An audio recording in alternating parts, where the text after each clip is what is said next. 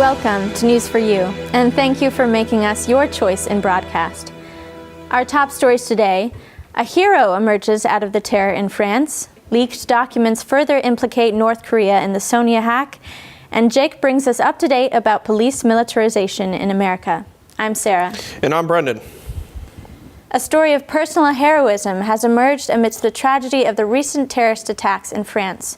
Lassana Bathily, a 24-year-old shop assistant, Malian Muslim, and immigrant to France, saved 15 customers inside the Jewish supermarket attacked by Ahmadi Koulibaly. Bathily hid the hostages in the freezer room and snuck out through a fire escape to tell the police. Because of his heroic actions, Bathily was honored by Israel Prime Minister Benjamin Netanyahu and became the subject of a petition to award him French citizenship, as well as the Légion d'honneur, France's high award. The petition received over 200,000 signatures, and Bathily has become a citizen of France. War seeming imminent in Syria. In recent news, an attack happened Sunday in the town of Quintanera. An Israeli helicopter was reported to have killed 6 Hezbollah and 6 Iranian militants, bringing the death toll to 12. This could be a violation of the 1974 ceasefire. NSA documents from Edward Snowden reveal the intelligence agency penetrated North Korean networks as far back as 2010.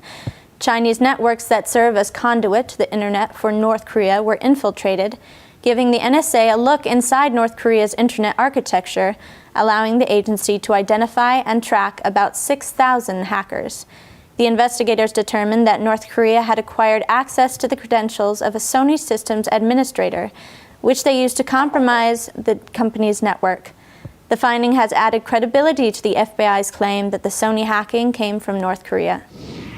Since the Ferguson, Missouri shooting hit the news media, many Americans have become skeptical of trusting our local police departments. Once policemen dressed in blue uniforms with a badge to their chest and a handgun to their hips. Now it appears police look like armored military ninjas. Since the 1990s war on drugs, police departments are increasingly equipped with heavier armor, deadlier weapons, and AMRAP tanks strolling through our neighborhood streets. These tanks were used during the Ferguson riots. Retired Seattle Chief of Police Norman Stamper speaks about police issues, and he believes that this militarization was one of the causes of the 1999 Seattle anti-World Trade riots. He notes, "We used chemical agents, a euphemism for tear gas, against non-violent and essentially non-threatening protesters." He also states he's very disappointed and troubled that lessons that we learned in Seattle have not been embraced by American law enforcement in general. The American Civil Liberties Unions reported in, quote, "All across the country, heavily armed SWAT teams are raiding people's homes in the middle of the night, often just to search for drugs. Many people are concerned that the police are looking more like threats than security." Welcome to 2015. According to Washington Post, 2014 is now the highest temperature on record. Since 1880, scientists have been using graphs to prove global warming, and it seems since 2000, Earth has been heating more quickly. The Post reports National Aeronautics and Space Administration and the National Oceanic and Atmospheric Administration. The previous year, 2013, is within the top 10 hottest years, and now 2014 beats them all. This unfortunate distinction has occurred because of expending fossil fuels in cars and other sources of pollution. Scientists predict that eventually sea levels will rise, causing continents to be flooded. This report indicates a serious issue at hand, and we need to have a healthier world. Hello, I'm Peter with the sports. This weekend, National Football League playoffs took on their final games before the Super Bowl. First were the Green Bay Packers against the Seattle Seahawks. While that game was looking like a devastating shutout, the Seahawks managed to make an amazing comeback at the very end and won the game in overtime with a score of 28-22. In the game between the New England Patriots and the Indianapolis Colts, the Patriots crushed the Colts 45-7. Get pumped, everybody. In 2 weeks in Arizona, Super Bowl 49 between the Patriots and the Seahawks, and it's going to be one for the history books. I took a moment to interview a fan about the upcoming games. I think it's going to be a very close game. I actually think this one's going to be defensively a very close game. Very interesting to see what the outcome is going to be. The New England Patriots dominated the Indianapolis Colts this past Sunday, winning 45-7. Following the one-sided contest, allegations arose that the Patriots had deliberately deflated balls used in the game so that their receivers could get a better grip when attempting a catch. In 2008, Patriots coach Bill Belichick was fined $500,000 for spying on other teams' hand signals and allegedly took footage of their practice drills as well. The NFL made a statement that they would look into the recent allegations, and if anything is found, New England would most likely lose the first-round draft picks in the upcoming season. The Patriots have been accused of cheating many times, but no evidence has so far been produced in this instance of any wrongdoing on their part. Now for some stories about the events and people at Landmark College. I'm Sarah. And I'm Sean. Have you ever seen a ball with eyes? One has when playing volleyball. When Ben Fleming interviewed Ms. Wood, a volleyball instructor on campus, she warned him that if you aren't paying attention to the game, the ball can hit you in the back of the head.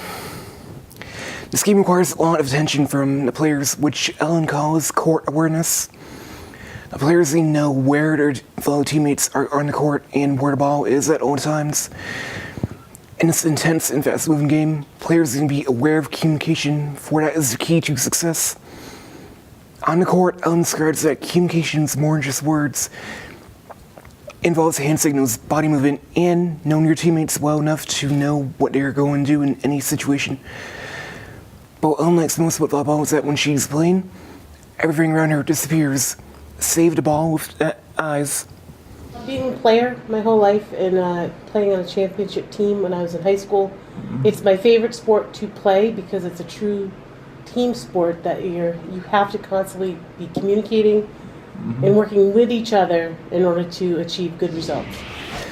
A combination of chocolate and marshmallows, sandwiched between 2 graham crackers, has been a popular bonfire snack for years. You can imagine then disappointment when there wasn't any chocolate for the s'mores at the bonfire program, which took place Saturday evening between Stonehall and Davis. The 16-degree weather and lack of chocolate, however, didn't keep any students from enjoying the event. As spring semester is just around the corner, a total of 10 Landmark veteran students are training to be orientation leaders. Their job is to help and guide and give positive start to new students. One orientation leader, Olivia Penny, has agreed to give us some insight into what it's like to be an orientation leader and the influence it has on incoming students. Our job is to orient the incoming students, and we're set into groups, and we just have to lead them through the 5-day orientation process and make sure that if they have any questions that they need to know about being a new student, that they can come to us. Olivia recommends being an orientation leader to students who are willing and able to put in a lot of time and effort. For these leaders, we are truly grateful. They make the first experience at Landmark College a memorable one. Now let's hear about some of the staff at Landmark College. In Landmark News, we were able to sit down with the recently appointed Director of Security, Stephen Morrell, a retired New Jersey police sergeant who has been working for Landmark for the past 6 months. The faculty and staff here are wonderful to work with. Everybody's really supportive. When you start a new job, especially one like this, there's just a ton of stuff to learn and figure out. Being relatively new to the department, Morrell has had to adjust to some new difficulties.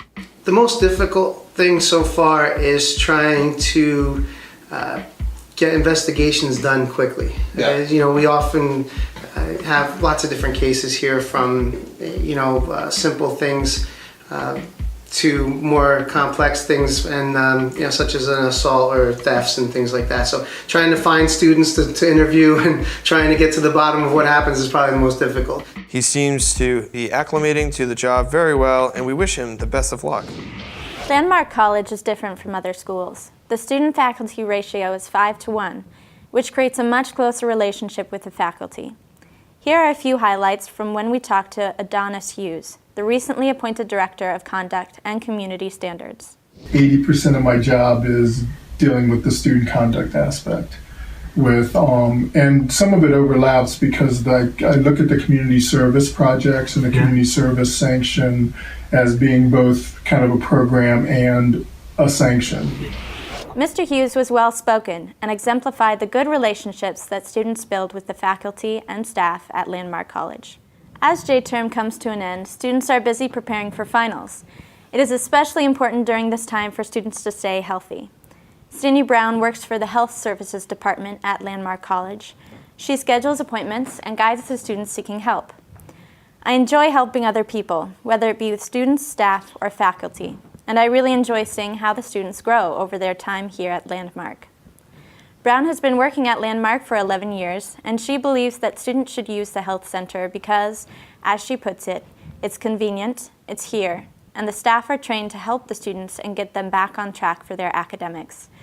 Landmark students are fortunate to have these resources available. Madeline Bergstrom has been employed at Landmark for about a year. She currently works as an assistant in the Marketing and Communications Department with 2 other people.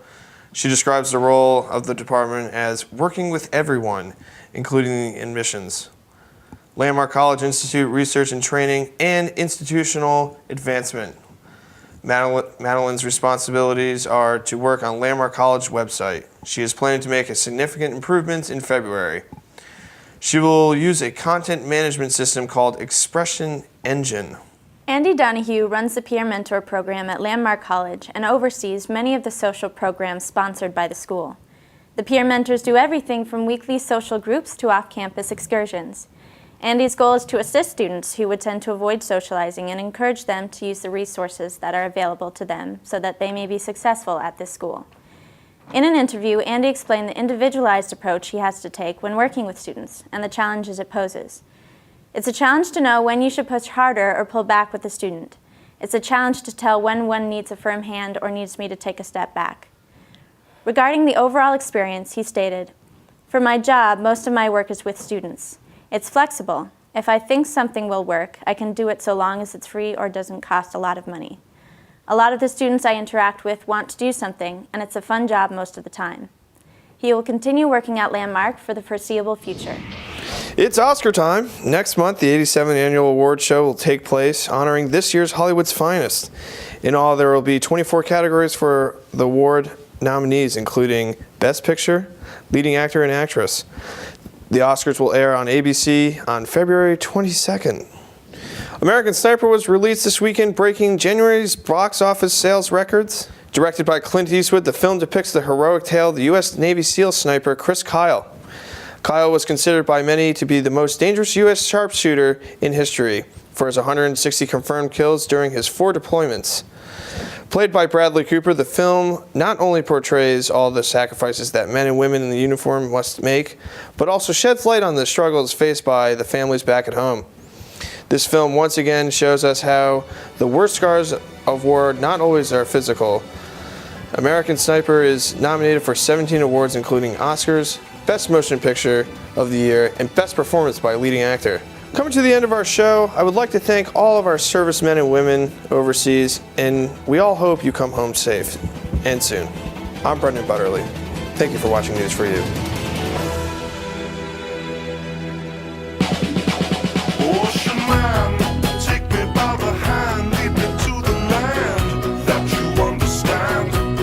Liam Kelly and Ben Fleming grew up. Sorry. Sorry for that. It's all right.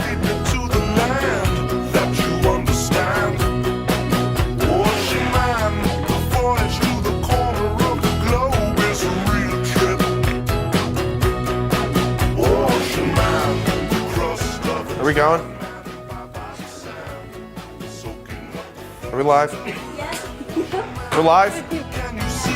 And did you know, by the way, that President Obama actually sat in a Mustang? Really? No way. That's amazing. Oh, he's rich. What do you expect? Anyways. A lot of the students I interact with want to do something, and it's a fun job. I don't listen. I listen to myself, no one else. Okay, so I'm gonna start. Got it. All right, cool. All right, made an ass of myself. Got it. All right. Mind moving a little bit to your right?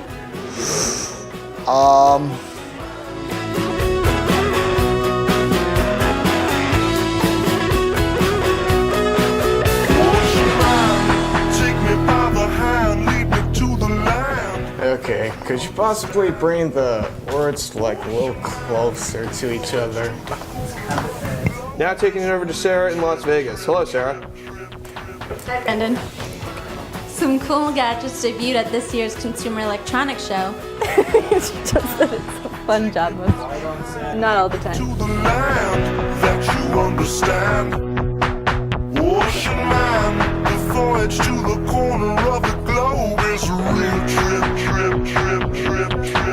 Ocean man, the crust of a tan man and by the sand. Soaking up the thirst of the land. Ocean man, can you see through the wonder of amazement at the open man? That's me, isn't it? Top of the bloopers reel. We're gonna have a whole